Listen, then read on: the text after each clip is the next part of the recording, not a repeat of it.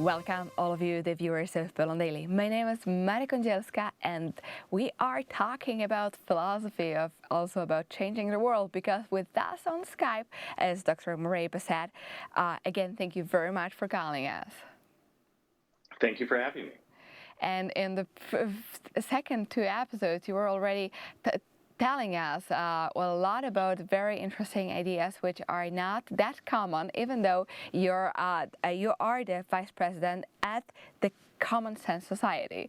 So I came to me, why actually is this sort of name, a common sense? This I know is a very British virtue, but after all, well, that's common. Yeah, it's common sense becomes less and less common these days, it seems, and so we're doing what we can to spread it all around the world. The name Common Sense Society was chosen by our founder, who is our president and CEO, Mr. Marion Smith. And usually the first question is asked whether or not it has to do with Thomas Paine, especially since Marion, like myself, is an American, and Thomas Paine was one of the famous thinkers of the American Revolution, whose common sense ended up not being so commonsensical at the end. He became very radical. But that's actually not the origin of it. It is, as you again rightly alluded to, more of a British root for it. It's the sensus communis in Latin. Yes, so something connected to something we connect to a civil way of looking at the society. I mean, or some sort of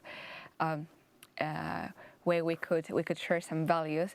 And talking about the values and the fact that you actually, one of the headquarters of yours is in Hungary, so in our part of the world, I would like to ask how people from Poland, for example, or Czech Republic, or Hungary, or Slovakia, or other, let's say, countries which were touched with, unfortunately, communism, can participate, support, and take part in the actions of Common Sense Society.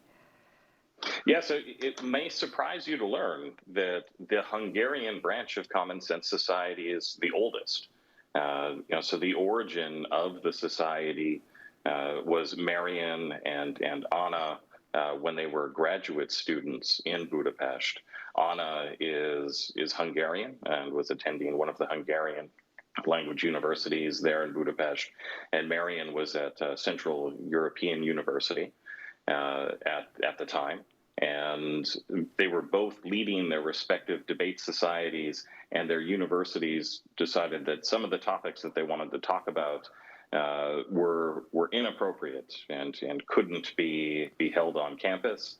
But they thought that these were important topics, and so they just held the debates outside of campus and had a very, very large turnout. Which made them realize that there was really a demand for open, free discussion of important things. So it's interesting, that we're operating right now, in all of this university cancel culture, when the origins of the society itself really owe its origins are owed to trying to handle one of those, the cancel culture on university. And right now, I guess it's even more needed with the fact that even right now, even to Europe, even to our countries comes a lot of censorships at the universities. And even though back again, the Professor Roger Scruton sort of brought back the thoughts of conservative thought as a academic branch or field, that it was actually even discussed as something could be discussed at the university, but it's still not that common. And then you give a sort of platform, yes, as a Common Sense Society for people and for young scholars who want to debate such sorts of topics.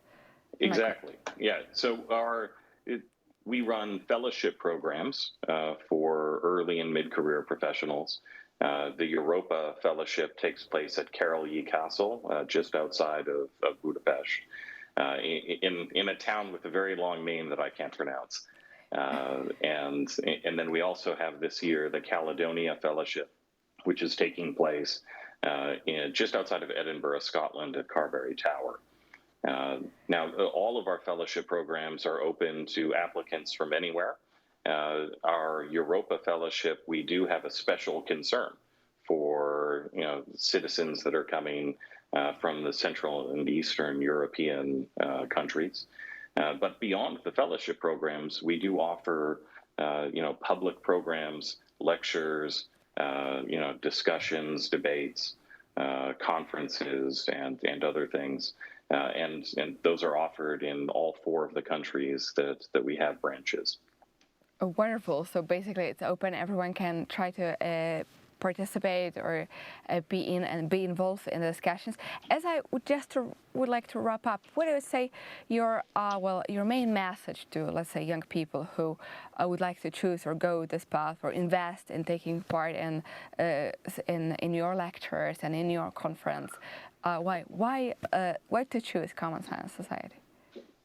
Well, so one of the important outcomes that we're seeking to achieve is building an international network of mutual aid and support.